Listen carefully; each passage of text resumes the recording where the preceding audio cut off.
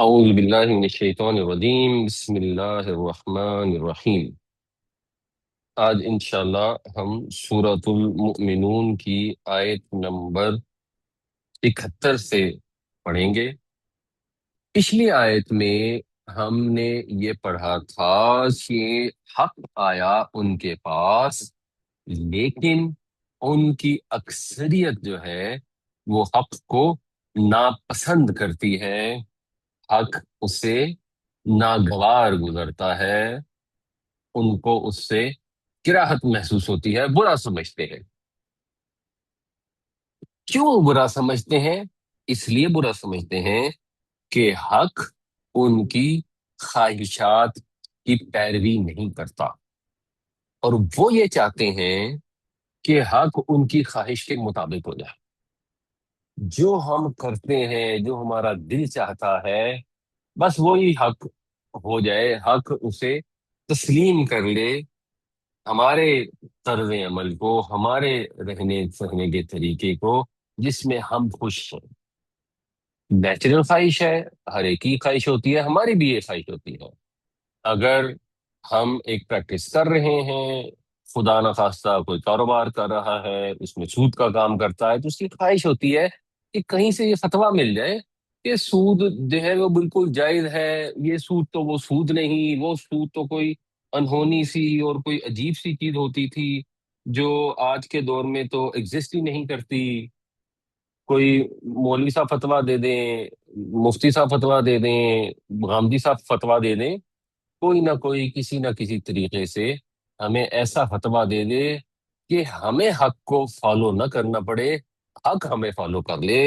تو اللہ تعالیٰ یہ فرماتے ہیں وَلَوِ اتَّبَعَ الْحَقُّ أَهْوَاءَهُمْ، اور اگر حق پیروی کرتا ان کی خواہشات کی، جو وہ چاہتے ہیں، اگر حق اس کے پیچھے پیچھے چلنا شروع کر دیتا، لَفَسَدَتِ السَّمَاوَاتُ وَالْأَرْض، تو فساد پیدا ہو جاتا زمین اور آسمان میں، زمین اور آسمان سب تباہ ہو جاتے۔ فسادہ وہ تباہ ہوا، اس کے اندر فساد پیدا ہوا، فسادت وہ مونس میں فساد پیدا ہوا، اور یہ کیونکہ السماوات والارض فائل جو ہے یہ فعل کے بعد آ رہا ہے، اس وجہ سے یہ واحد آ رہا ہے، اور یہ واحد میں مذکر مؤنث دونوں میں سے کچھ بھی آ سکتا ہے، تو یہاں آ گیا مؤنث۔ تو فسادت مؤنث آیا ہے، آگے اس کو جوڑنا تھا کیونکہ آگے السماوات آ گیا، تو وہ زیر جو ہے وہ جڑ گئی۔ لفسدت السماوات والارض ومن فیہن، اور جو کچھ ان کے درمیان ہے، یعنی آسمان اور زمین اور جو کچھ اس کے اندر ہے وہ تباہ ہو جاتا۔ اس خواہش نفس میں مثلا، اگر ایک آسان اور جو پرٹیننٹ اگزامپل ہے، ویسے تو کسی بھی خواہش کی اگر حق پیروی کرنا شروع کر دے تو سسٹم فیل ہو جائے گا، سسٹم تباہ ہو جائے گا، کیونکہ اللہ تعالیٰ نے سسٹم کو صحیح بات کے اوپر قائم کیا ہوا ہے، ہماری خواہشات کے پیچھے قائم نہیں کیا۔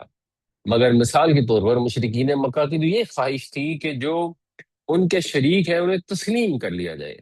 اگر واقعتاً ایسا ہوتا کہ کوئی شریک ہوتے تو سب کچھ تباہ ہو جاتا۔ یہ انشاءاللہ اگر آج ہم آیت نمبر 91 تک پہنچے تو وہاں پر اللہ تعالیٰ یہ فرماتے ہیں کہ اللہ نے اپنے لیے کوئی اولاد نہیں بنائی، کوئی معبود اس کے ساتھ شریک نہیں ہے، اور اگر ایسا ہوتا تو جس معبود نے جو پیدا کیا ہوتا وہ اپنی مخلوق کو لے کر چل پڑتا اور دوسرے معبود کے اوپر چڑھائی کر دیتا، جس طرح یہ ہندوؤں کی مائتھولوجی ہے، گریکس کی مائتھولوجی ہے، ان کے اندر تو یہی ہے، پانی کا دیوتا الگ ہے، آگ کا دیوتا الگ ہے، وہ فلاں کو اس نے پیدا کر دیا، فلاں کو اس نے پیدا کر دیا۔ تو پھر اگر ایسا ہی ہوتا واقعتاً، کامن سینس کی بات ہے، تو پھر وہ خالق جو ہیں آپس میں لڑتے اور ہر خالق کی مخلوق اس کے ساتھ ہوتی، جیسے دنیا میں بادشاہ لڑتے ہیں تو نرا فساد ہی فساد ہوتا۔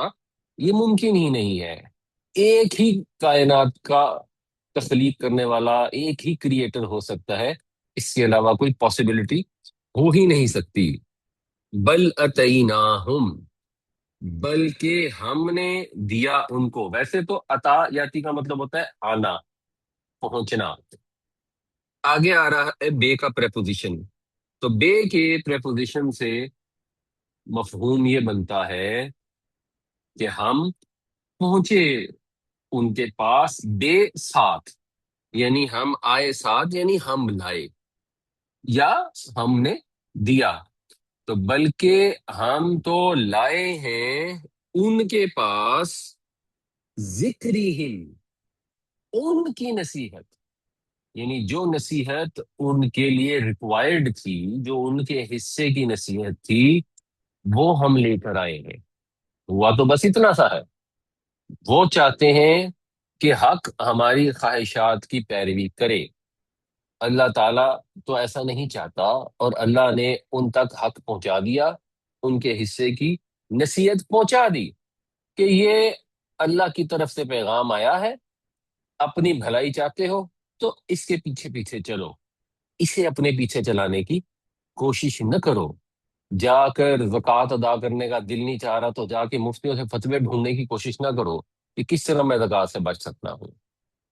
جو اللہ نے، اللہ کے نبی پاک صلی اللہ علیہ وسلم نے ہمیں یہ قرآن پہنچایا ہے، اس کے اندر جو احکامات دیے ہیں، اس کو پڑھو، سمجھ کر پڑھو، اور دیکھو کہ میرا رب مجھ سے کیا چاہتا ہے۔ میں نے اپنے رسول پاک صلی اللہ علیہ وسلم کی اطاعت کرنی ہے تو کیسے کرنی ہے؟ وہ اطاعت کریں، اس نصیحت سے فائدہ اٹھائیں، فلاح پا جائیں گے، مسئلہ حل ہو جائے گا۔ لیکن لوگ کیا کر رہے ہیں؟ فہم عن ذکرہم معرضون، وہ اپنے ذکر سے منہ موڑے ہوئے ہیں، اپنی یاد دہانی سے اعراض کر رہے ہیں، وہ نہیں فالو کرنا چاہتے حق کو، اس لیے وہ منہ پھیر لیتے ہیں اور حق کو اگنور کر دیتے ہیں۔ بس یہ مشرکین مکہ کا طرز عمل تھا، نبی پاک صلی اللہ علیہ وسلم کے صحابہ کا یہ طرز عمل نہیں تھا۔ تو ہم نے یہ فیصلہ کرنا ہے کہ ہم نے صحابہ کے رستے پر چلنا ہے یا حق کا انکار کرنے والوں کے رستے پر چلنا ہے۔ جن کے رستے پر چلیں گے قیامت والے دن، وہ آگے آگے ہوں گے، ہم پیچھے پیچھے ہوں گے۔ سادہ کی بات ہے، اس کو سمجھ لینا چاہیے۔ جن کے پیچھے جانا چاہتے ہیں قطار بنا کر، دنیا کے اندر ان کی سیرت کا مطالعہ کریں، اس کے اوپر غور کریں کہ ان کا طرز عمل کیا تھا، وہ طرز عمل اپنا لیں۔ آسان سا سادہ سا معاملہ ہے۔ وَلَوِ اتَّبَعَ الْحَقُّ أَهْوَاءَهُمْ لَفَسَدَتِ السَّمَاوَاتُ وَالْأَرْضُ وَمَنْ فِيهِنْ بَلْ أَتَيْنَاهُمْ بِذِكْرِهِمْ فَهُمْ عَنْ ذِكْرِهِمْ مُعْرِضُونَ، اور اگر حق پیروی کرتا ان کی خواہشات کی تو زمین اور آسمان میں فساد پیدا ہو جاتا، تباہ ہو جاتے، اور جو کچھ ان میں ہے وہ بھی تباہ ہو جاتا۔ بلکہ ہم تو ان کے پاس ان کے حصے کی نصیحت لائے ہیں، تو وہ اپنی نصیحت سے، اپنی یاد دہانی سے اعراض کر رہے ہیں۔ ام تسألہم خرجا، ام کیا، بیسیکلی اگر پیچھے کوئی چیز آ رہی ہو کے ساتھ، کیا کے ساتھ، تو پھر آگے وہ جو کیا کنٹینیو ہو رہا ہے، یا کیا، تو وہ ام کے ساتھ آتا ہے۔ جیسے آیت 70 میں تھا ام یقولون بہ جنہ، اسی طرح 72 نمبر میں آ گیا ام تسألہم، کیا آپ سوال کرتے ہیں ان سے۔ آگے دو الفاظ استعمال ہو رہے ہیں، ایک ہے فرجن اور ایک ہے فراجن۔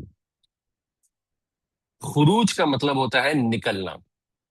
تو جب انسان کی جیب یا مال میں سے کچھ نکل کر کسی دوسرے کے پاس جاتا ہے تو اسے خرج یا خراج کہتے ہیں۔ یعنی ٹیکس ہو گیا، کوئی کسی کی پیمنٹ ہو گئی، کوئی معاوضہ ہو گیا، اور اس کے اندر جو فرق ہے وہ فرق یہ ہے کہ خرج استعمال ہوتا ہے ایک ون ٹائم کے لیے وقتی طور پر جو معاوضہ ادا کیا جاتا ہے، جو نسبتاً کم ہوتا ہے، اور خراج جو ہے یہ مستقل ہوتا ہے، بڑا ہوتا ہے، مسلسل ہوتا ہے۔ جیسے خراج کا لفظ استعمال ہوتا ہے کہ وہ پرانی کتابوں میں نسیم حجازی کے ہم پڑھتے ہوتے تھے کہ وہ بادشاہ نے خراج لگایا اور خراج وصول کرنے لگے، یا جس قوم کے اوپر فتح ہو گئی تو اس قوم سے خراج لیا جاتا تھا، تو بڑی اماؤنٹ کو یہ کہا جاتا ہے۔ تو کہا یہ جا رہا ہے کہ اے نبی پاک صلی اللہ علیہ وسلم، یہ کس قدر بے وقوف لوگ ہیں جو آپ پر اعتراض کرتے ہیں۔ کس چیز کا اعتراض کر رہے ہیں؟ آپ تو ان کا حق لے کے آئے ہیں، آپ ان سے کو پیسے مانگ رہے ہیں، آپ ان سے کو معاوضہ مانگ رہے ہیں، تو کیا آپ ان سے طلب کر رہے ہیں کوئی معاوضہ؟ فخراج ربی کا خیر، تو جو آپ کے رب کی طرف سے آپ کو عطا ہوگا، جو صلہ ملے گا، جو اجر ملے گا، وہ بہتر ہے آپ کے لیے۔ آپ کو تو وہ ملنا ہے، آپ نے تو ان سے یہ دنیا کے جو معمولی سکے ہیں وہ تو مانگے ہی نہیں۔ کیا سوچ کر یہ آپ کے اوپر الزام لگاتے ہیں، آپ کی مخالفت کر رہے ہیں؟ کوئی نہ کوئی تو وجہ ہونے چاہیے۔ آپ تو ان سے کچھ طلبگار نہیں ہیں، آپ تو جو بھی مانگتے ہیں اپنے رب سے مانگتے ہیں، اور آپ کا رب آپ کو بے شمار عطا فرمائے گا، وَهُوَ خَيْرُ الرَّازِقِينَ، اور وہ بہترین روزی بخشنے والا ہے۔ یہ ویسے خیر الرازقین کا لفظی ترجمہ یہ ہے کہ رازقوں میں بہتر ہے یا رازقوں میں سب سے بہتر ہے، یہ ایک ہوتا ہے لفظی ترجمہ۔ لیکن ایک چیز ہوتی ہے جس کو ہم کہتے ہیں سٹائل، محاورہ یا ایڈوانس گرامر کہہ لیں، تو ایکچولی یہ خیر الرازقین اس طرح سے جب آتا ہے تو اس سے مراد جو ہوتی ہے ادبی لحاظ سے وہ ہوتی ہے کہ وہ جو چیز عطا کر رہا ہے وہ بہترین ہے، تو وہ بہترین روزی دینے والا ہے۔ یہ جو قرض یا معاوضہ یا معمولی صلہ دے سکتے ہیں وہ کوئی حیثیت نہیں رکھتا اس کے سامنے جو آپ کو آپ کا رب عطا فرمائے گا۔ اور ظاہر سی بات ہے اللہ کے نبی صلی اللہ علیہ وسلم نے مشرکین مکہ سے کسی سے کبھی کچھ نہیں مانگا، اور جب مکہ فتح بھی ہو گیا، مدینہ میں ریاست قائم ہو گئی اور لوگوں نے اپنے نبی کو تسلیم کر لیا، تو ظاہر سی بات ہے ہم تو خیر محبت کا دعویٰ کرتے ہی ہیں، لیکن لوگ حضور سے محبت کرتے تھے، اور جو بھی آتا تھا جہاں سے بھی آتا تھا آپ کے لیے ہدیے لے کے آتا تھا، تحفے لے کے آتا تھا، مال و دولت لے کے آتا تھا۔ اور کوئی ایک رات ایسی نہیں گزری جب آپ نے اس مال و دولت کو اپنے پاس رکھا ہو، بلکہ ایک دفعہ ایک واقعہ اس طرح کا ملتا ہے کہ کہیں سے کوئی سونا آیا، نبی کریم صلی اللہ علیہ وسلم نے اس کو تقسیم کر لیا۔ اس کے بعد شام کے وقت ایک دم حضور کو وہ خیال آیا اور اب تیزی سے چل پڑے شاید اپنے گھر کی طرف، اور لوگوں نے پوچھا کہ یا رسول اللہ صلی اللہ علیہ وسلم کیا معاملہ ہے؟ تو آپ نے فرمایا کہ وہ ایک ٹکڑا مجھے یاد آیا کہ گھر میں رہ گیا تھا، تو وہ تقسیم ہونے سے رہ گیا، تو میں اس کو جلدی جلدی تقسیم کر دینا چاہتا ہوں۔ تو اللہ کے نبی صلی اللہ علیہ وسلم نے اس آیت کو بھی اگر آپ سمجھیں اس کی تفسیر کے مطابق کسی سے کسی قسم کا کوئی معاوضہ طلب بھی نہیں کیا، اور جو لوگ خوشی سے ہدیے دے جاتے تھے اس کو بھی نہیں رکھا، جو منیمم پاسبل لیونگ سٹینڈرڈ ہو سکتا ہے آپ نے وہ اختیار فرمایا۔ ام تسألهم خرجا فخراج ربک خیر وهو خیر الرازقین، کیا آپ ان سے سوال کرتے ہیں معاوضے کا؟ پس تمہارے رب کا صلہ، آپ کے رب کا صلہ آپ کے لیے بہتر ہے، اور وہ بہترین رزق عطا فرمانے والا ہے۔ وَإِنَّكَ لَتَدْعُوهُمْ إِلَىٰ صِرَاطٍ مُسْتَقِيمٍ، آپ تو ان کو سیدھے رستے کی دعوت دے رہے ہیں، آپ تو ان کو صرف اور صرف سیدھے رستے کی طرف پکار رہے ہیں، آپ تو کچھ بھی نہیں کر رہے جو یہ آپ کے دشمن بنے پھرتے ہیں۔ کیوں سیدھے رستے کی طرف پکار رہے ہیں؟ کہ سیدھے رستے پر اگر انسان چلے گا تو منزل مقصود پر پہنچے گا۔ کیا ہے منزل مقصود؟ کہ جب قیامت کا دن آئے گا اپنے رب کے حضور پیش ہوں گے تو جھولی میں کوئی ٹوٹے پھوٹے اعمال بھی ساتھ ہوں گے، عمل لے کر جائیں گے تبھی بخشش ہوگی. ویسے تو یہ اپنی جگہ ایک ڈفرینٹ پرسپیکٹو اور بڑی خوبصورت وہ ہے. یہ میں دیکھا امنا ولے تو کچھ نہیں میرے پلے، تے جے میں تیری رحمت دیکھاں تے بلے بلے بلے. وہ ایک ڈفرینٹ کانٹیکسٹ ہے، اس کانٹیکسٹ میں وہ بات درست ہوگی. لیکن بنیادی طور پر قرآن کو آپ پڑھتے ہیں تو کیا پتہ لگتا ہے؟ نیک عمل کرو، ایمان لاؤ، صحیح صحیح کام کرو اور جنت میں چلے جاؤ. یہ راستہ ہے، دیٹ از اٹ. یہ راستہ نہیں ہے کہ جو دل چاہتا ہے کرتے رہو اور اللہ کی رحمت سے امید لگائے رکھو. تو امید لگائیے تو اللہ تو رحمت کاری دے گا، وہ تو رحمان ہے. یہ قرآن کا پیغام نہیں ہے. ہاں آپ نے عمل کر لیے، اپنے جو بھی ایفرٹ تھی وہ کر لی اور جھولی میں کچھ لے کر پہنچ گئے. تو جب آپ اپنے اعمال کو دیکھیں گے اور اپنی خطاؤں کو دیکھیں گے اور جو اللہ نے آپ کو دنیا میں نعمتیں عطا فرمائی تھی ان کی طرف دیکھیں گے، تو قیامت والے دن بھی یا آج بھی جب آپ جتنے مرضی عمل کر لیں تو سوچیں گے تو آپ یہی کہ یار یہ تو کچھ بھی نہیں ہے. میرے رب نے جو میرے اوپر احسانات کیے ہیں، جو نعمتیں ادا کی ہیں، جو نعمتیں عطا کی ہیں، ان کا شکریہ تو میں ادا کر ہی نہیں سکتا، ممکن ہی نہیں ہے. خیال تو یہی آئے گا اور آپ اس کی رحمت مانگیں گے. وہ وہاں پر جا کے درست ہے بالکل بات، ابتدا میں درست نہیں ہے. تو ابتدا یہاں پہ کرنی ہے، حتی الامکان اپنی ایفرٹ کرنی ہے. اور جب جتنی بھی ایفرٹ کر لیں گے پھر اللہ سے دعا کرنی ہے، یا اللہ ہماری اس ٹوٹی پھوٹی کوشش کو قبول فرما لے. اور ہماری کیا حیثیت ہے؟ حضرت ابراہیم علیہ السلام، حضرت اسماعیل علیہ السلام نے اللہ کے حکم کے مطابق خانہ کعبہ کو تعمیر فرمایا. تعمیر ہو گیا تو تعمیر ہونے کے بعد انہوں نے یہ نہیں کہا کہ یا اللہ تو نے حکم دیا ہم نے پورا کر دیا، دیکھ ہم کتنے اچھے ہیں. انہوں نے کہا ربنا تقبل منا، یا اللہ اب ہم نے تو جو بھی کیا ہے تیرے سامنے، تو قبول فرما لے اس کو. تو یہ طرز عمل مومن کا ہونا چاہیے جو آخرت پر ایمان رکھتا ہے، زبان سے بھی اور عملاً بھی. لیکن سچویشن کیا تھی اس وقت بھی، اور اگر آپ غور کریں گے تو آج بھی، ان الذین لا یؤمنون بالآخرۃ عن الصراط لناکبون. اور بے شک وہ لوگ جو آخرت پر ایمان نہیں رکھتے، وہ رستے سے، کون سے رستے سے؟ جو سیدھے رستے کا ذکر اوپر ہوا ہے، وہ اس رستے سے ناکبون ہے. نقبہ ینقب کا مطلب ہوتا ہے راستے سے ہٹ جانا، کترا کر ایک طرف ہو جانا. تو پھر اس کا فائل ہو جائے گا ناکبن، اس کی پلورل ہوگی، جمع ہوگی ناکبون. اور اس کے اندر یہ شامل ہوتا ہے جان بوجھ کر رستے سے ہٹنا، ڈیلیبریٹ اوائڈنس. وہ جان بوجھ کر رستے سے ہٹ جاتے ہیں. آپ کو کسی نے دعوت دی کہ آئیں ذرا سورہ نور کو پڑھتے ہیں، درس ہو رہا ہے سورہ نور کا، اس میں پردے کے احکامات بتائے جائیں گے. خواتین کو، کچھ خواتین نے دعوت دی. اب ان کا جو پہلا ریئیکشن اکثر خواتین کا کیا ہوگا جو پردہ نہیں کرتی، کہ اگر ہم نے سن لیا پھر تو ماننا پڑ جائے گا.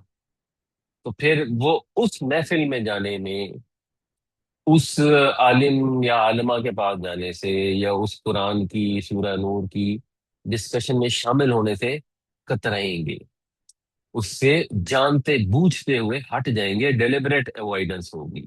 یہ مشرکین مکہ کا طرز عمل ہے. اور اگر تو یہ ڈیلیبریٹ اوائڈنس کر رہا ہو، ہم کر رہے ہوں، کسی کو تو اس طرح جج نہیں کرنا چاہیے، اپنے آپ کو دیکھنا چاہیے.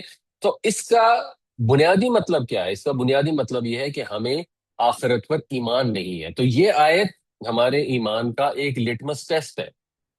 اگر ہم دیکھیں کہ جو بھی دین کے حکم ہے، نماز ہے، پردہ ہے، سچ بولنا ہے، اس کے حلال کمانا ہے، اگر ہم اس رستے پر چلنے سے کتراتے ہیں اور جب ہمیں اس کی طرف توجہ دلائی جاتی ہے تو ہم ان سے دور بھاگتے ہیں کہ نہیں نہیں، اب کیا اس کو جواب دیں گے، اب کیا اس سے ڈسکشن کریں گے.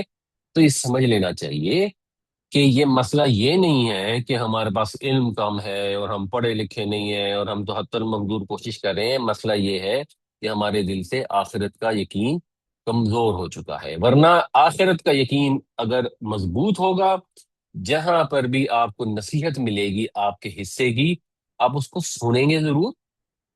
پھر ہو سکتا ہے آپ کہیں کہ نہیں میری بڑی مجبوری ہے، وہ صحیح کہیں یا غلط کریں وہ اللہ بہتر جانتا ہے، لیکن آپ حق سے کترائیں گے نہیں، اس سے دور نہیں بھاگیں گے.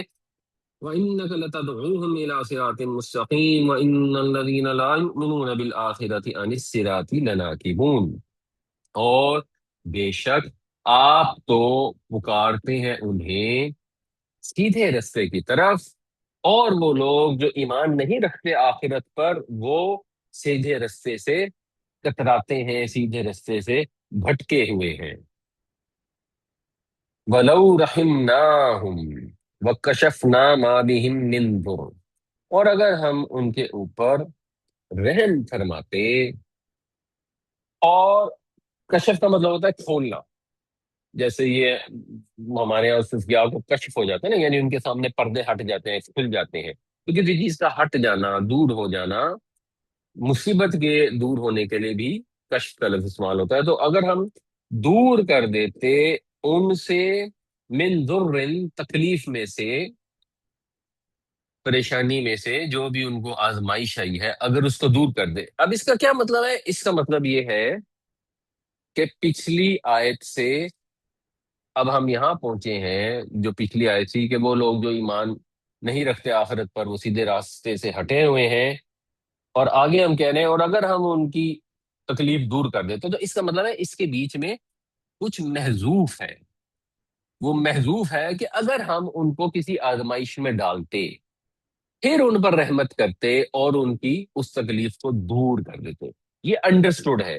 یہ محذوف کا جو کانسیپٹ ہے، یہ آپ کو سمجھ آنی چاہیے۔ جب بھی آپ ادبی لحاظ سے بہتر گفتگو کریں گے تو عبارت کے اندر حذف پیدا ہو جائے گا، چیزیں omit ہو جائیں گی، یہ خوبصورتی پیدا کرتی ہے۔ میں آپ کو اس کی ایک کوئک اگزامپل دے دوں تاکہ آپ کو بات شاید کچھ حد تک سمجھ آ جائے۔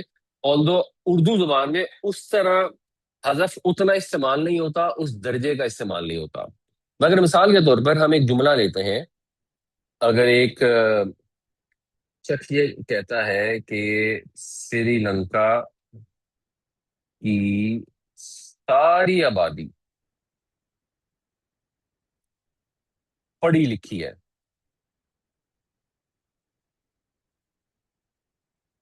اس بلکہ مثال میں نا دو چیزیں آپ کو آئیڈیا ہوں گی۔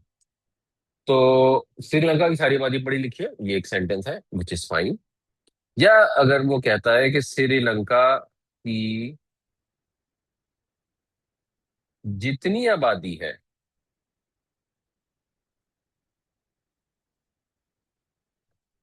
سب پڑھے لکھے ہیں، تو یہ جملہ بھی بالکل درست ہے۔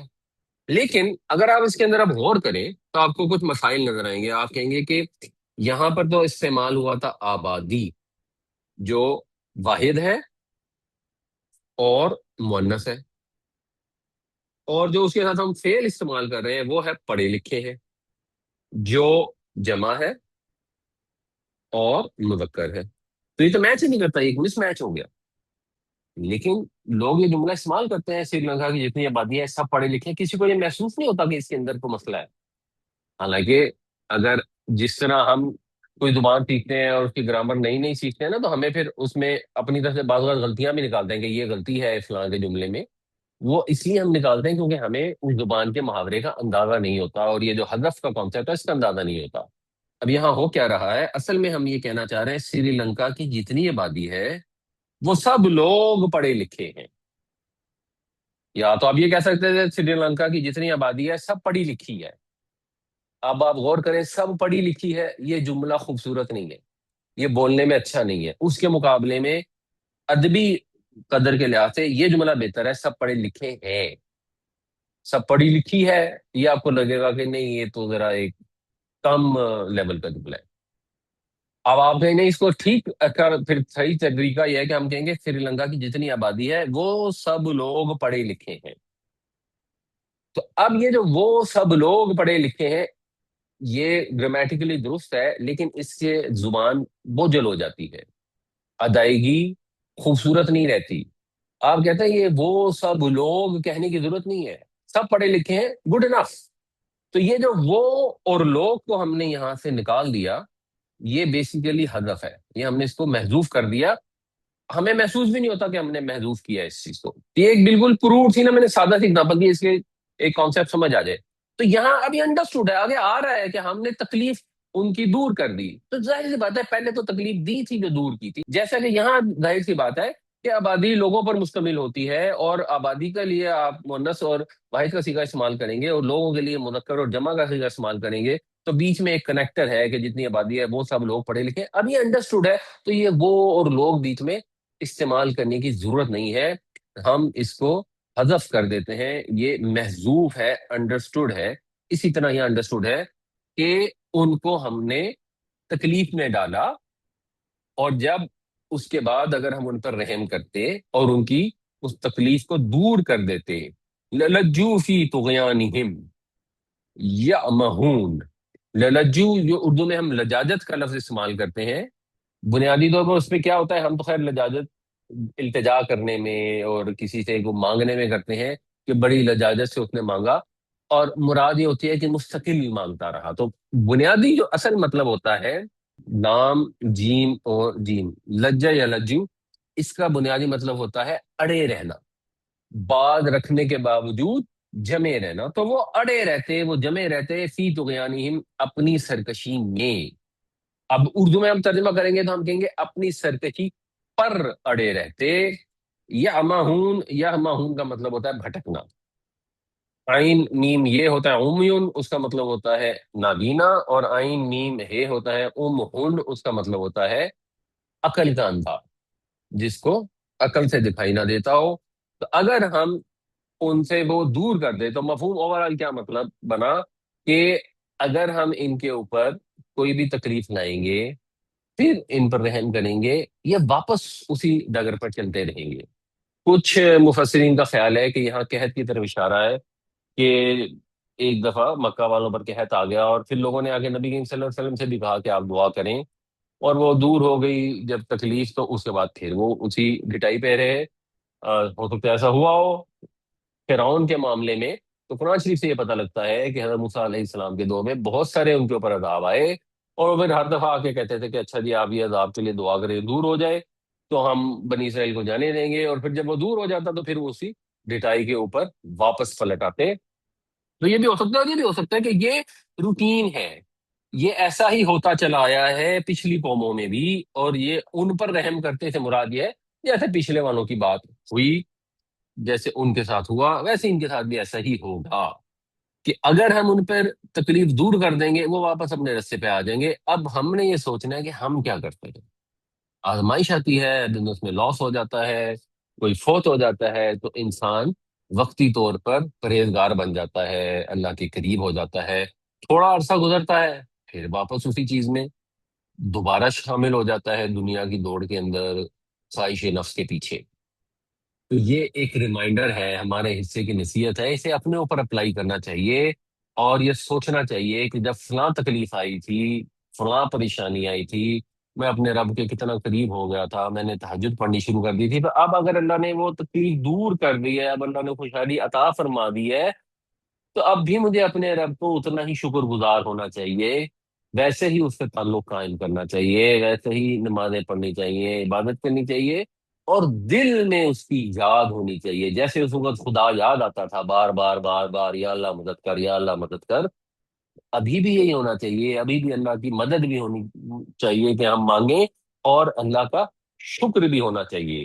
وَلَوْ رَحِمْنَاهُمْ وَكَشَفْنَا مَا بِهِم مِّن ضُرٍّ لَّلَجُّوا فِي طُغْيَانِهِمْ يَعْمَهُونَ، اور اگر ہم ان کے اوپر رحم فرماتے اور دور کر دیتے ان سے ان کی تکلیف، تو وہ بدستور اپنی سرکشی پر اڑے رہتے، اسی طرح بھٹکتے رہتے۔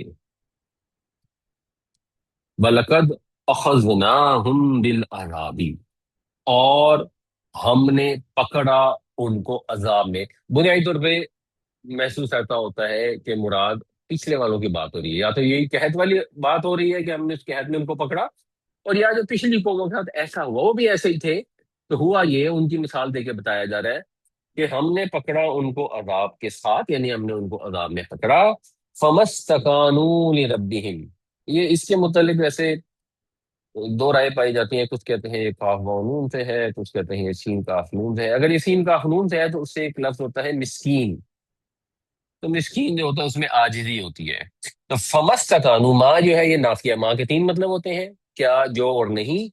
انگریزی میں اگر ہم دیکھیں گے تو اس کے ایکچولی دو مطلب ہوتے ہیں، ایک نو اور ایک وٹ۔ وٹ کو پھر ہم اردو میں کیا اور جو دونوں طرح استعمال کرتے ہیں۔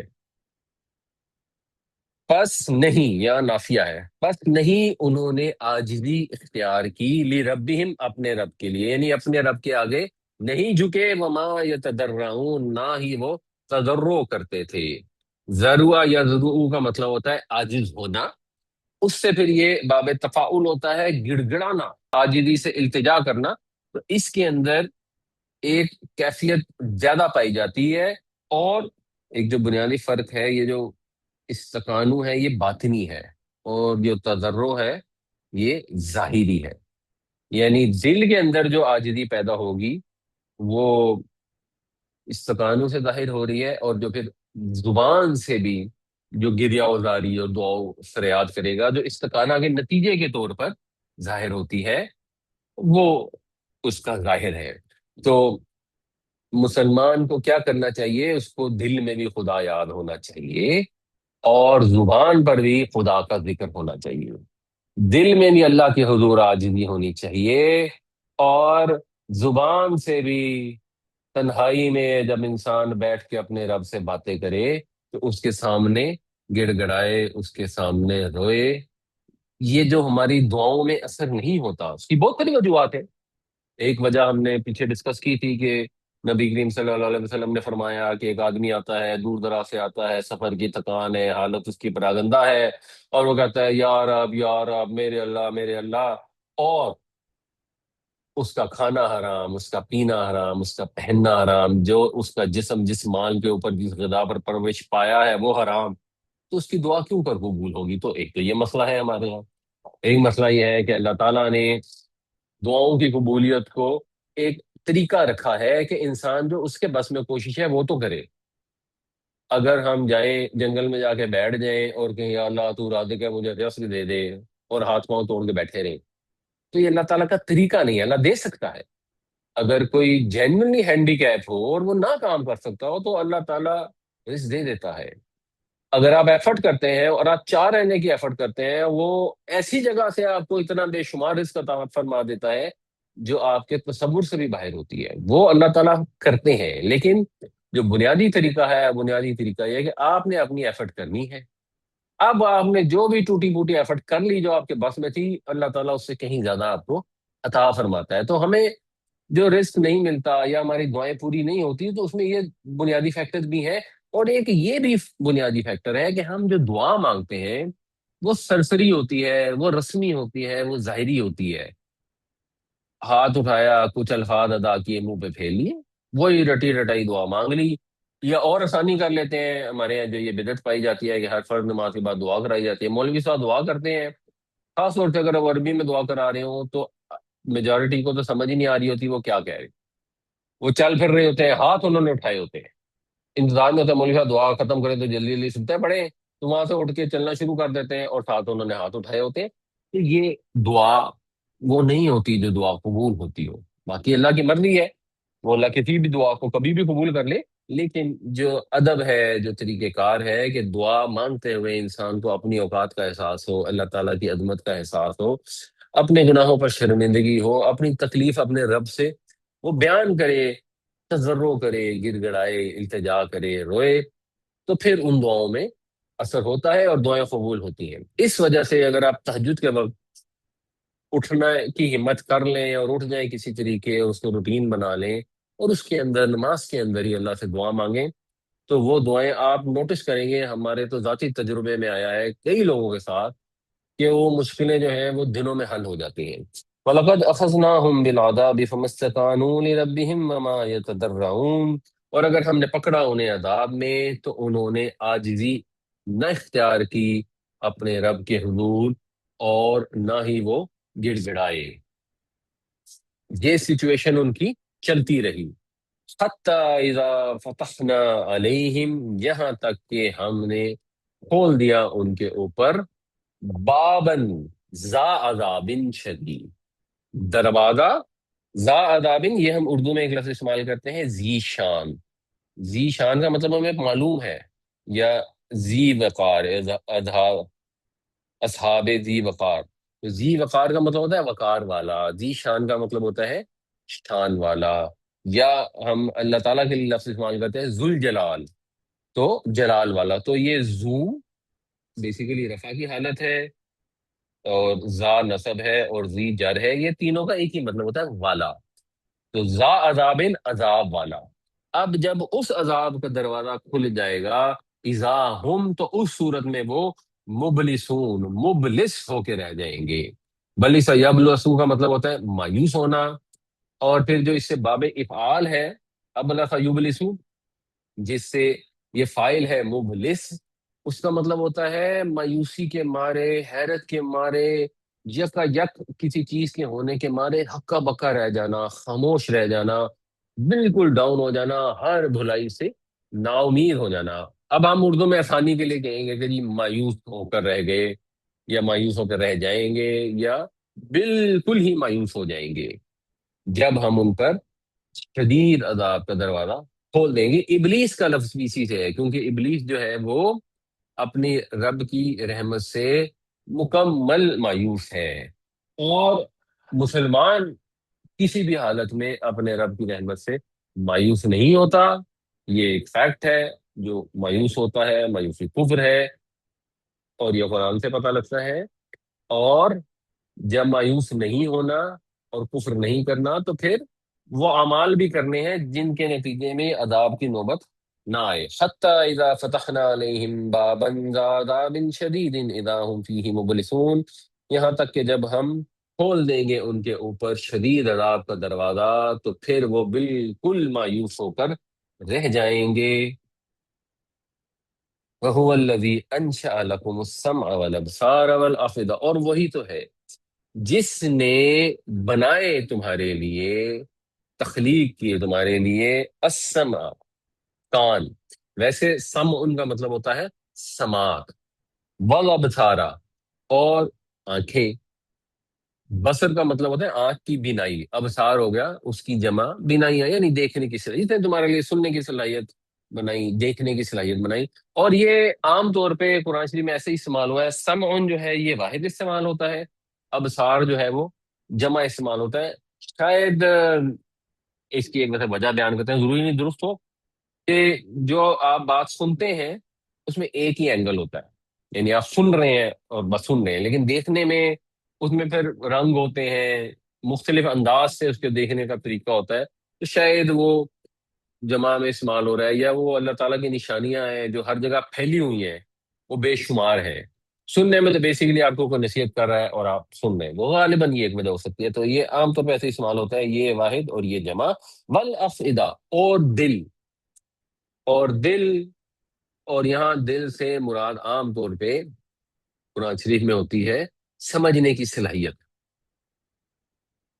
جس کو ہم عقل بھی کہہ سکتے ہیں. یعنی عقل کا اور جذبات کا مرکز جو قرآن میں ذکر ہوتا ہے وہ دل سے ہی مراد ہوتی ہے. اب اس کی سائنٹیفک ڈیٹیل کوئی ہے یا نہیں ہے اللہ بہتر جانتا ہے. ادبی لحاظ سے جیسے ہم کہتے ہیں کہ میرا دل نہیں چاہ رہا، میرا دل اداس ہے، میرا دل چاہتا ہے، دل میں تو یہ آتا ہے. حالانکہ سائنٹیفکلی ہم یہ سمجھتے ہیں کہ جو کچھ ہوتا ہے برین میں ہوتا ہے، برین میں سوچیں آتی ہیں، برین میں خواہشیں پیدا ہوتی ہیں. لیکن لفظ ہم دل کا استعمال کرتے ہیں. یہ لٹریچر کی زبان بھی ہو سکتی ہے، ادبی لحاظ سے بھی یہ کہا جا سکتا ہے، اور اس کا کوئی ہو سکتا ہے سائنٹیفک کنیکشن بھی ہو جو ابھی ہمیں نامعلوم ہو. تو اس نے بنائے تمہارے لیے سماعت، بصارت، اور تو اس نے سمجھنے کی صلاحیت. تو کیوں بنائی تھی؟ اس لیے بنائی تھی کہ پیسے کما لو زیادہ سے زیادہ، اچھا رشتہ تلاش کر لو، کسی اچھی خاتون سے شادی کر لو، پیسے کما کے اچھا کھانا کھا لو، اچھے کپڑے پہن لو اور مر جاؤ. یہ اس لیے بنائی تھی کہ جو اللہ تعالیٰ کی نشانیاں ہر طرف پھیلی ہوئی ہیں ان کو دیکھو، ان سے جو نتائج برآمد ہوتے ہیں ان پر غور کرو، جو نصیحت کی بات سنائی جا رہی ہے اس کو سنو، اور اس کے بعد اپنی زندگی گزارنے کا طریقہ ڈٹرمن کرو. کس لیے بنائی تھی؟ اور جب سب چیزوں پر غور کر لو گے، سمجھ لو گے، تو پھر جو اللہ کی نعمتیں عطا ہوئی ہیں پھر انسان کو ان کی قدر پیدا ہوگی صحیح معنوں میں کہ ہمارے پر اللہ کی کتنی نعمت ہے۔ اگر اللہ سے کنیکشن نہ ہو تو انسان میں قناعت نہیں ہوتی، قدر نہیں ہوتی، بلکہ حسرت ہوتی ہے، مجھے یہ نہیں ملا، مجھے وہ نہیں ملا، فلاں مجھ سے آگے نکل گیا، پھر دل میں بغض ہوتا ہے، حسد ہوتا ہے، لالچ ہوتا ہے۔ اور اگر اپنے آنکھوں کو، کانوں کو، دل کو صحیح طرح سے استعمال کر لیں تو پھر انسان دیکھتا ہے کہ مجھے کیا کیا نعمت میرے رب نے عطا کی ہے۔ ایسے لوگ کتنے ہوتے ہیں جو اپنے رب کی نعمتوں کو پہچانتے ہیں، ان کا اظہار کرتے ہیں، اس کا شکر ادا کرتے ہیں؟ ایسے لوگ بہت کم ہوتے ہیں۔ قلیلا ما تشکرون، بہت ہی کم تم شکر ادا کرتے ہو، تم اللہ کی نعمتوں کی بہت کم قدر کرتے ہو۔ اس کا ایک مطلب یہ بھی ہے کہ بہت کم لوگ ہیں جو شکر کرتے ہیں، بٹ ماں سے ویسے بھی ذرا زیادہ سوٹیبل یہی لگتا ہے کہ جو اللہ کی اعلیٰ نعمتیں ملی ہیں، اور خاص طور سے جو نعمتیں ہیں، سننے، سمجھنے، دیکھنے کی صلاحیت، اس کی قدر ہی نہیں تم کرتے۔ نعمت کی قدردانی کیا ہوتی ہے؟ آپ کو کھانا ملا تو قدردانی کیا ہے؟ جو کھانا ملا مناسب تعداد میں اس کو کھائیں، جزو بدن بنائیں، اس سے صحت حاصل کریں، اللہ کا شکر ادا کریں۔ اگر آپ کو کھانا ملا، اچھا مثال کے طور پہ اللہ نے فروٹ پیدا کیے ہیں، تو آپ فروٹ کو اٹھا کے پھینک دیں اور جنک فوڈ کھانا شروع کر دیں، تو اس کا مطلب یہ ہے نا کہ آپ نے اللہ کی نعمتوں کی صحیح طرح سے قدردانی نہیں کی۔ تو سوچ سمجھ کی جو صلاحیت اللہ نے دی ہے، سننے دیکھنے کی جو صلاحیت دی ہے، اس کی قدردانی کیا ہے؟ اس کو صحیح استعمال کریں، صحیح طریقے سے اس کا فائدہ اٹھائیں، اور عطا کرنے والے کا شکر ادا کریں۔ وَهُوَ الَّذِي أَنشَأَ لَكُمُ السَّمْعَ وَالْأَبْصَارَ وَالْأَفْئِدَةَ قَلِيلًا مَا تَشْكُرُونَ، اور وہی تو ہے جس نے تمہارے لیے کان، آنکھ اور دل بنائے، تم بہت ہی کم شکر گزار ہوتے ہو۔ وَهُوَ الَّذِي زَرَعَكُمْ فِي الْأَرْضِ وَإِلَيْهِ تُحْشَرُونَ، اور وہی تو ہے جس نے تمہیں پھیلا دیا زمین میں۔ زرع کا مطلب ہوتا ہے بنیادی طور پر وال، رے اور الف۔ یہ استعمال ہوتا ہے جب کسان بیج بوتا ہے اور کھیت میں بکھیرتا ہے، اس کے لیے استعمال ہوتا ہے، چاروں طرف بیج کو بکھیر دیتا ہے۔ بیج بونے کا طریقہ کار یہ ہوتا ہے۔ تو اللہ تعالیٰ نے بھی اسی طرح انسانوں کو زمین پر پھیلا دیا اور پوری زمین کے اندر نسل انسانی کو پروان چڑھایا، جیسے کسان بیج بوتا ہے اور اس سے پھر پودے نکلتے ہیں۔ لیکن جب کسان بیج بوتا ہے تو کرتا کیا ہے؟ وہ یہ تو نہیں کرتا کہ بو دیتا ہے اور پھر بھول جاتا ہے، نہیں، وہ اس کو پروان چڑھنے دیتا ہے اور پھر ایک دن اس کو واپس اکٹھا کرتا ہے، اس فصل کو واپس اپنے پاس لے کر آتا ہے۔ وَإِلَيْهِ تُحْشَرُونَ، اور اسی کی طرف تم اکٹھے کیے جاؤ گے، اسی کی طرف تم سمیٹ لیے جاؤ گے۔ تو اللہ تعالیٰ نے زمین پوری میں انسانوں کو پھیلا دیا، لیکن پھر وہ اسی طرح سمیٹے جائیں گے جیسے کسان اپنی فصل کو سمیٹ کر واپس اپنے پاس لے آتا ہے۔ اس لیے یہ بھی طے ہے کہ ایک اللہ ہی ہے جس نے پھیلایا، توحید بھی اس کے اندر ہو گئی، اور اس نے جب پھیلایا ہے تو وہ واپس سمیٹے گا بھی، آخرت بھی اسی کے اندر آ گئی۔ یہ چھوٹی سی آیت کے اندر توحید اور آخرت کا درس انتہائی خوبصورت طریقے سے آ گیا۔ وَهُوَ الَّذِي زَرَعَكُمْ فِي الْأَرْضِ وَإِلَيْهِ تُحْشَرُونَ، اور وہی تو ہے جس نے تمہیں پھیلایا ہے زمین میں، پھر تم اسی کی طرف اکٹھے کیے جاؤ گے۔ وَهُوَ الَّذِي يُحْيِي وَيُمِيتُ، اور وہی تو ہے جو زندہ کرتا ہے اور مارتا ہے، اس کے علاوہ کوئی نہیں ہے۔ وَلَهُ اخْتِلَافُ اللَّيْلِ وَالنَّهَارِ، اور اسی کے لیے ہے، اسی کے لیے ہے کہ مراد اسی کے اختیار میں ہے رات اور دن کا آگے پیچھے آنا۔ اختلاف کا بنیادی مطلب، خلف یخلف کا مطلب ہوتا ہے پیچھے آنا، اس سے پھر جو باب افتعال ہے وہ ہوتا ہے ایک دوسرے کے پیچھے ہونا۔ تو پھر جو لوگ آپس میں مختلف ہوتے ہیں وہ ایک دوسرے سے سائڈ پہ ہوتے ہیں، پیچھے ہوتے ہیں، اس کا خیال فرق، اس کا خیال فرق۔ اور رات دن بھی ایک دوسرے کے پیچھے ہوتے ہیں کہ پابندی کے ساتھ رات اور دن ایک دوسرے کے پیچھے پیچھے آئے چلے جا رہے ہیں۔ اس کے اندر بھی یہ میسج ہے کہ ایک ہی خدا ہے، توحید ہے، کہ جس پابندی سے آ رہے ہیں، اس سے مطلب یہ نہیں ہو سکتا کہ رات کا خدا اور دن کا خدا اور ہو۔ ایک ہی خالق ہے، رات اور دن اس کے ہاتھوں مسخر ہیں، یہ اپنی مرضی سے نہ آ سکتے ہیں نہ جا سکتے ہیں۔ صرف اور صرف ایک اللہ وحدہ لا شریک ہے، جس کی مرضی سے یہ کچھ ہو رہا ہے۔ ان کے اندر اختلاف ہے، ان کی شکلیں فرق، ان کا مزاج فرق، ایک میں گرمی ہے، ایک میں سکون ہے، ایک روشن ہے، ایک تاریک ہے، اور لیکن مجموعی طور پر یہ مل کر اس طرح فنکشن کرتے ہیں کہ تمام انسانیت کا اور تمام مخلوق کا مفاد اس کے اندر ہے۔ اگر ساری رات رہتی ہمیشہ یا سارا دن رہتا ہمیشہ تو زندگی ممکن ہی نہ ہوتی۔ انسان رات کو آرام کرتا ہے، صبح اٹھ کھڑا ہوتا ہے۔ اسی طرح اس آیت میں قیامت کی بھی نشانی ہے۔ تو اب ہم نے کام کیا ہے، پھر ہم برزخ کی نیند میں چلے جائیں گے۔ پھر جب وہ برزخ کی نیند اور وہ رات پوری ہوگی، جب اللہ کا حکم آئے گا تو پھر ہر شخص اٹھ کھڑا ہوگا۔ جو زندگی دیتا ہے اور جو موت دیتا ہے، جس نے رات کے بعد دن کو اور دن کے بعد رات کو بنایا ہے، تو وہ زندگی کے بعد موت کو بھی اس نے بنایا ہے، اور موت کے بعد دوبارہ زندگی کو بھی اس نے بنایا ہے۔ اور یہ اگر آپ غور کریں تو مائکرو پر اللہ تعالیٰ لے گئے ہیں۔ پیچھے بات ہو رہی تھی انسان کی کہ اس کے اندر سماعت ہے، آنکھیں ہیں، دماغ ہے، وہاں سے اس کی ذات کی، اس کی بایولوجی کی چھوٹے لیول میں بات ہوئی، پھر بات آگے بڑھی اور پوری زمین میں جو انسان موجود ہیں وہاں تک بات کی، اور اگلی آیت میں وہ بات اور آگے بڑھ گئی، اور جس کو آپ کاسمولوجی کہتے ہیں، فلکیات کہتے ہیں، اس کی طرف چلی گئی کہ یہ جو دن اور رات کا سسٹم ہے، جو سورج کا اور نظام شمسی ہے اور ستارے ہیں، یہ سارا سسٹم جس طرح چلتا ہے، انسان کی اندر سے لے کر اس کی ذات سے لے کر کائنات کی آخری حد تک ہر چیز جو ہے وہ اللہ کی توحید کی گواہی دیتی ہے۔ افلا تعقلون، تو پھر تم عقل استعمال نہیں کرتے، پھر تم سوچتے نہیں، یعنی صرف زبان سے الحمدللہ کہہ دینا شکر نہیں ہے، کانوں کا، آنکھوں کا، دماغ کا استعمال کرنا ضروری ہے۔ جب عقل استعمال کریں گے، ان کا شکر ادا کریں گے، اس کے بعد وہ شکر گزاری ہوگی، اور وہ جینون شکر گزاری ہوگی۔ اور یہ ایک سوال ہے آپ سے کہ آپ نے اندھا دھند تقلید نہیں کرنی، جو ایک بڑی بحث ہوتی ہے کہ مقلد ہونا تو بڑا ضروری ہے۔ اور ایک صاحب نے مجھے ایک دفعہ کہا کہ صحابہ بھی تقلید کیا کرتے تھے، تو میں نے کہا اگر صحابہ تقلید کرتے ہوتے تو پھر تو وہ مسلمان ہی نہ ہوتے، پھر تو وہ جس گھر میں پیدا ہوئے تھے، جس شرک کے ماحول میں انہوں پروان چڑھے تھے، پھر اسی کی تقلید کرتے رہ جاتے۔ تو انہوں نے عقل استعمال کی، اللہ کے نبی صلی اللہ علیہ وسلم کو قبول کیا، اللہ کے پیغام کو قبول کیا۔ تو اللہ تعالیٰ ہم سے کسی بلائنڈ فیتھ کا مطالبہ نہیں کرتا۔ اللہ تعالیٰ ہمیں عقل استعمال کرنے کی دعوت دے رہا ہے کہ یہ دن کا رات میں بدلنا، زمین کا مردہ ہونا پھر زندہ ہونا، یہ کوئی اتفاق کی بات نہیں ہے، اس کے پیچھے ایک انٹیلیجنٹ ڈیزائن ہے۔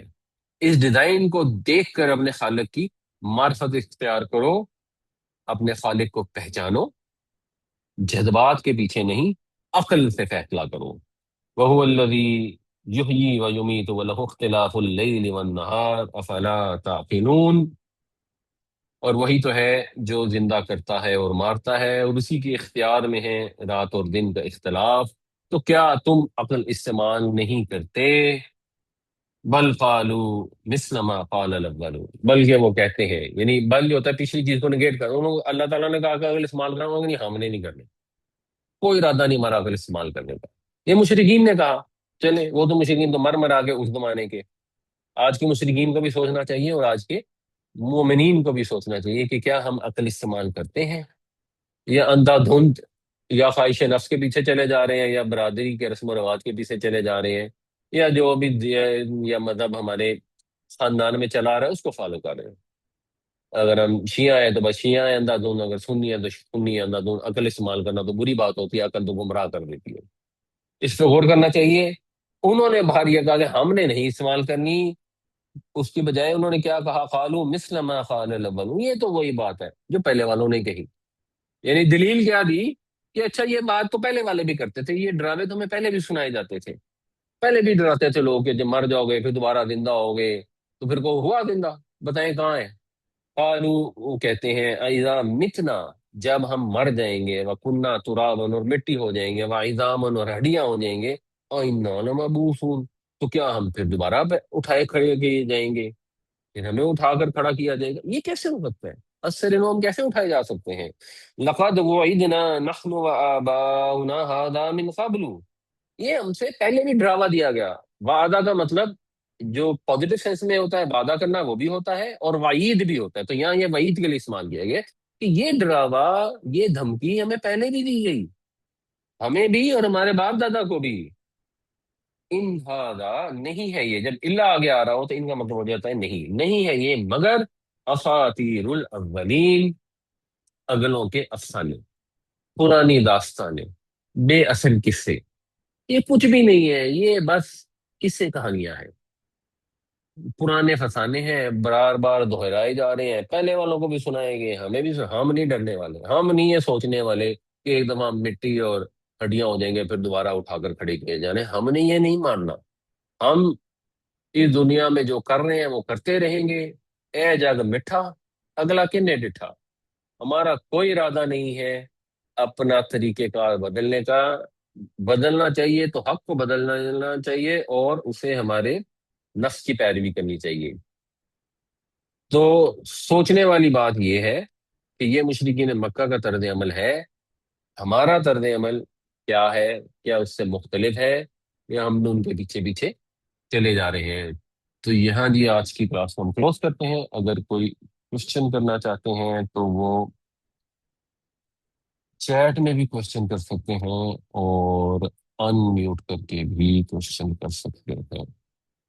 آج ہم نے شروع کیا تھا 71 سے، اس جی میں کیا اس کا کرکس کیا ہے کہ لوگ جانتے بوجھتے وہ چیزیں نہیں ایکسیپٹ کرنا چاہتے جو حقیقت ہے۔ جی جی، ایک تو ایکسیپٹ نہیں کرنا چاہتے، دوسرے وہ اس کو مولڈ کرنا چاہتے ہیں۔ مشرکین چاہتے تھے جو قرآن اتر رہا ہے وہ ہماری خواہش کے مطابق اتر آئے، اس میں کہیں نہ کہیں ایک ایسی آیت آ جائے جسے پتہ لگے کہ اچھا کوئی بات نہیں، اللہ کے سوا اوروں کو بھی حاجت روا مان لو، کچھ نہیں ہوتا، اللہ کے اور بھی شریک ٹھہرا لو، کچھ نہیں ہوتا۔ تو ہم بھی مثلا جو ہمیں حکم دیا جاتا ہے ہم سننا نہیں چاہتے، ایکسیپٹ نہیں کرنا چاہتے، بلکہ ہم چاہتے ہیں کہ ہمیں ایک فتویٰ بھی مل جائے جس سے یہ طے ہو جائے کہ ہم جو کر رہے ہیں وہ صحیح کر رہے ہیں۔ تو یہ ہمارے ملک میں نہیں ہو رہا کہ اتنے بڑے عالم تقی عثمانی صاحب انہوں نے سود کو جائز ہی نہیں قرار دیا، بلکہ سب سے بڑے بینک کے وہ بھی ہیں، مفتی بھی ہیں، اور وہاں سے آگے ملٹیپلائی ہونا شروع ہوا ہے، جہاں تک ہوا ہے کہ اب سود جو ہے گورنمنٹ کا پاکستان ہر چیز میں کر لے گی، اور کسی نام سے کر رہے ہیں مطلب وہ ہوگا سود ہی۔ اب یہ ہمیں ایکسیپٹ کرنا پڑے گا کیونکہ یہ ہمارے سسٹم میں آ چکا ہے اور فردر گہرا ہوتا جا رہا ہے۔ یہ بات بالکل درست ہے، اور یہ تو اب ہے۔ اب مفتی صاحب نے پتہ نہیں کیا سوچا ہوگا اور کیسے کیا ہے، اللہ بہتر جانتا ہے، لیکن جو شخص بھی اس سود کو اختیار کرتا ہے اس کو غور فکر کر کے، اپنی عقل استعمال کر کے، اپنے کان آنکھ اور دل دماغ کا استعمال کرنے کے بعد اس کو فیصلہ کرنا چاہیے وہ درست ہے یا نہیں، کیونکہ مفتی صاحب سے ہو سکتا ہے غلطی ہو گئی ہو، تو ان کو تو اللہ تعالیٰ کر دے معاف، اور آپ کو سمجھ آ رہی ہے کہ بات غلط ہے اور آپ آنکھیں بند کر لیں گے، نہیں نہیں ہم نے دماغ استعمال نہیں کرنا، اندھا دھند تکلیف کرنی ہے، تو پھر آپ نے اپنی قبر میں جانا ہے، انہوں نے اپنی قبر میں جانا ہے، ان کا حساب ہو جانے۔ ہم جو کام کر رہے ہیں ہمیں دوسروں کو نصیحت کرنی چاہیے جہاں تک ہماری انڈرسٹینڈنگ ہے، اور اپنے عمل پر توجہ دینی چاہیے کہ ہم اس جال میں نہ پھنسیں۔ کہ اگر آپ نے وضو کر لیا ہے اور اپنے شوز وغیرہ پہنے ہوئے ہیں اور بعد میں اپنے شوز بعد میں آدھے گھنٹے بعد اتار کے وہ پاؤں دھو سکتے ہیں اس وقت؟ نہیں، جرابیں بھی پہنی ہوئی؟ اچھا، جرابیں جرابے اتار بھی دی پہنے، اور بعد میں جرابے جرابیں اتار اتار دی۔ دی؟ میرا اندازہ یہ ہے کہ پھر پورا وضو کرنا ہوگا۔ اللہ تعالیٰ ہمیں قرآن پڑھنے، سمجھنے، عمل کرنے کی توفیق عطا فرمائے۔ اللہ تعالیٰ نے جو بھی ہمیں نعمتیں عطا فرمائی ہیں اللہ تعالیٰ توفیق دے کہ ہم صحیح معنوں میں اس کی شکر گزاری کر سکیں، اپنی عقل استعمال کریں، اس سے تعلق قائم کریں، آخرت میں اس کے پاس آمین اس حال میں حاضر ہو کہ وہ ہم پر رحم فرما دے۔ یا اللہ ہماری کمیوں کو تہیوں سے درگزر فرما، خاص اپنی رحمت آمین سے قیامت والے دن ہمیں جنت الفردوس میں جگہ عطا فرما۔ آمین آمین۔